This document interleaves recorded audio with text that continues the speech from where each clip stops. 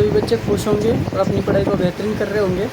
तो आपको पता है कि लक्ष्य कोचिंग क्लासेस यूट्यूब चैनल पे आपको कक्षा 10th का पूरा एनसीईआरटी कोर्स यानी मैथ की क्लासेस करवाई जा रही है। तो आपको एक भी रुपये खर्च नहीं होगा, किसी भी कोचिंग की ज़रूरत नहीं होगी। आपको बस हमारे यूट्यूब चैनल लक्ष्य कोचिंग क्लासेस यूट्यूब चैनल पर ही पूरी एग्जीक्यूशन आपका गलत नहीं होगा। 100 में से 100 की गारंटी दिलाते हैं हम।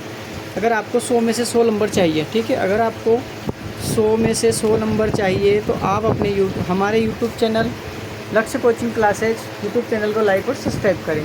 तो इससे पहले मैंने पार्ट 1 बनाया जिसमें बताया था रूट 5 एक अपरिमेय संख्या है तो सिद्ध करना है। तो अपन को वो क्लास देखी होगी आपने, नहीं देखी हो तो यूट्यूब पे जाके पहले ये क्लास जाके देख ले, इसके बाद में ये क्लास आपको समझ में आएगी। तो देखो इसमें पढ़ेंगे अपन, सिद्ध कीजिए कि 3 + 2 रूट 5 एक अपरिमेय संख्या है। तो इसके बारे में पढ़ेंगे आज अपन। तो करते हैं क्लास को शुरू। और इससे पहले अगर कोई भी भैया बहन चैनल पर नए हैं तो अपने चैनल को लाइक और सब्सक्राइब करें, ठीक है। अब देखो यहाँ से करते हैं इसको हल।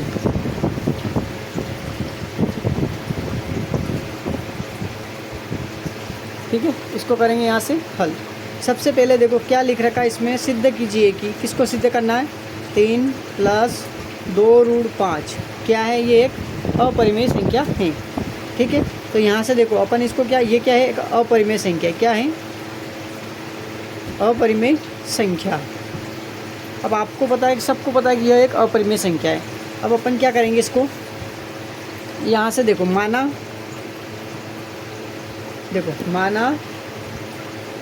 3 + 2 रूट 5 एक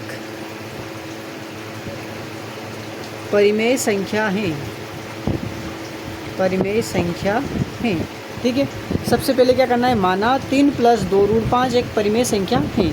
इसके बाद में देखो 3 + 2 रूट 5 अपन ने इसको परिमेय संख्या माना है। तो परिमेय संख्या क्या होती है, P/Q। अब ये P और Q क्या है, तो P व Q क्या है, ये पूर्णांक संख्या है, क्या है, P व Q पूर्णांक संख्या है, ठीक है। अब अगर P व Q अगर पूर्णांक संख्या है, ठीक है, तो अगर P व Q एक पूर्णांक संख्या है तो Q कभी भी 0 के बराबर नहीं हो सकता है। और P व Q क्या है, एक सहभाज्य संख्या है, तो P व Q सहभाज्य संख्या है, ठीक है। अब देखो यहाँ तक तो आपको क्लियरिटी समझ में आया होगा। चलते हैं इससे आगे। देखो इससे आगे क्या करना है, सबसे पहले आपको यहाँ से अपन क्या करेंगे, इसमें ये वाली संख्या है ना, ये वाला इतना, इसको फिर उतारेंगे यहाँ पे। सवाल को ऐसा कैसा उतार लूँ, 2 रूट कोष्टक 5 बराबर P/Q।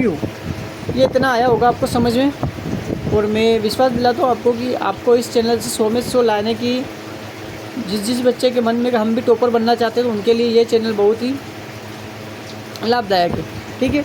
तो देखो इसमें ये इधर प्लस का है ना, तो ये बराबर में है ना, बराबर से इधर जाएगा, अगर प्लस का है तो उधर जाएगा तो माइनस का हो जाएगा। तो यहाँ लिखेंगे अपन 2 रूट 5 बराबर P/Q। अब ये इधर प्लस का तो इधर आया तो क्या का हो गया, माइनस का हो गया, आया होगा माइनस। और इसके बटे में कुछ नहीं ना, तो 1 मान लो। इतना मानने के बाद में ये उतारो फिर नीचे, ठीक है। इसको ऐसा कैसा उतारेंगे अपन, ये 2 रूट 5 इसको ऐसा उतार लिया। अब देखो ये बराबर, अब इन दोनों का लेंगे एलसीएम, तो एलसीएम आएगा Q, क्या आएगा, Q आएगा। तो एलसीएम आ गया, Q आ गया ना एलसीएम।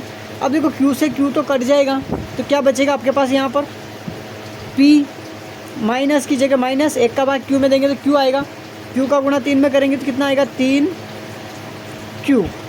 अब यहाँ से सबको आया होगा समझ में। इसके बाद में अगले पेज पे चलते हैं अपन। इसमें से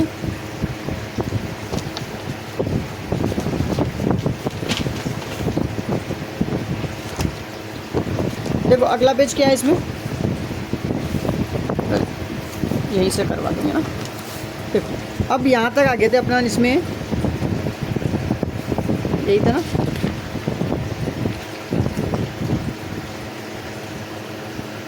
दो रूट 5 बराबर P - 3Q बटे क्यू। अब ये यहाँ तक तो आ गया था अपन। अब इसमें क्या करना है, ये जो 2 है ना ये गुणा में, किसमें, गुणा में, तो गुणा में तो इधर आएगा तो कहाँ चला जाएगा, भाग में चला जाएगा।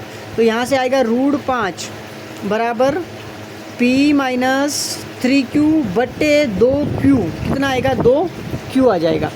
अब देखो अगर ये वाला सिचुएशन बन गया ना तो ये परिमेय संख्या हो गई अपने पास, ठीक है। अब यहाँ से लिखेंगे अपन p 3q व 2q एक परिमेय संख्या है, ठीक है। अगर ये परिमेय संख्या है तो देखो बराबर से इधर होगी तो ये भी परिमेय संख्या होगी, ठीक है। तो अगर p 3q व 2q एक परिमेय संख्या है तो √5 भी एक परिमेय संख्या होगी। लेकिन अपन ने क्या पढ़ा था कि √5 एक अपरिमेय संख्या है, तो यहाँ से लिखेंगे अपन, ठीक है। यह विरोधाभास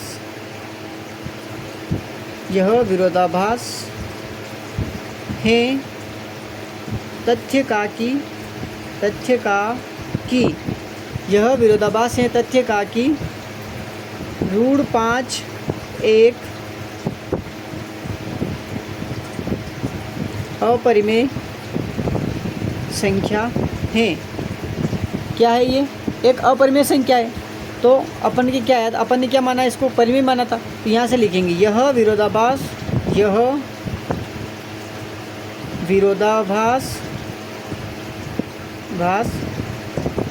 हमारी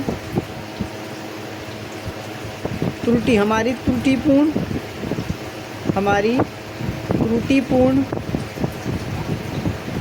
परिकल्पना के कारण उत्पन्न हुआ है। तो √5 एक अपरिमेय संख्या है। और यहाँ लिख देना इति सिद्धम। ये आपका सवाल हो गया ख़त्म, ठीक है। अब देखो अच्छी तरीके से समझ में आया होगा। एक बार और मैं इसका रिवीजन करवा देता हूँ। देखो क्या करना है आपको, इसमें से सिद्ध कीजिए कि 3 + 2√5 एक अपरिमेय संख्या है। तो यहाँ से लिखेंगे हल। तो 3 + 2√5 एक अपरिमेय संख्या, ये आपको पता है ना, सबको पता है ना ये रूट अपरिमेय संख्या कौन सी होती है। इसके बाद में देखो, इसके बाद में क्या है, माना 3 + 2√5 एक परिमेय संख्या है, मान लिया आपने इसको, ठीक है। यहाँ से क्या किया अपन ने, इसको माना। मानने के बाद में 3 + 2√5 बराबर p/q, जो परिमेय संख्या होती है उसको p/q के रूप में लिखा जाता है। यह सबको याद है आपको, है ना। ऐसा तो नहीं है जिसमें से कोई जिसको नया है बच्चा, जिसको अभी सब समझ में नहीं आया है, ठीक है। तो अभी तक तो सबको समझ में आना चाहिए था, है ना। अब देखो आगे चलते हैं। तो p व q एक पूर्णांक संख्या है, तो q कभी भी 0 के बराबर नहीं रह सकती। तो p व q क्या एक सहभाज्य संख्या है। 3 + 2√5 बराबर में p/q, इधर ये प्लस का था तो 2√5 बराबर p/q, तो माइनस के 3/1 आ जाएगा। 2√5 बराबर p - 3q। अब ये 3q कहाँ से आया होगा, ये बहुत से बच्चों के मन में एक डाउट होगा। तो ये प्रश्न देखो, इसमें कहाँ से आया ये q, ये q और ये एक दोनों का एलसीएम लिया तो q आया। q का भाग q में देंगे तो एक बार जाएगा, एक का गुणा p में करेंगे तो p आ जाएगा। माइनस है तो माइनस आएगा, एक का गुणा q में करेंगे तो q बार जाएगा, और एक का भाग q में देंगे तो एक q बार जाएगा, और q का गुणा 3 में करेंगे तो 3q आ जाएगा। यहाँ से फिर आगे अपन ने क्या किया, 2√5 बराबर p - 3q/q। अब ये इधर गुणा में था तो इधर आएगा तो भाग में चला जाएगा। तो √5 बराबर p - 3q/2q। p और ये q और 3q वगैरह ये है ना, ये सब क्या है, एक कौन सी संख्या है, ये परिमेय संख्या है। तो देखो ये परिमेय संख्या है तो बराबर से इधर भी परिमेय संख्या होगी, तो अपन ने इसको परिमेय संख्या होगी।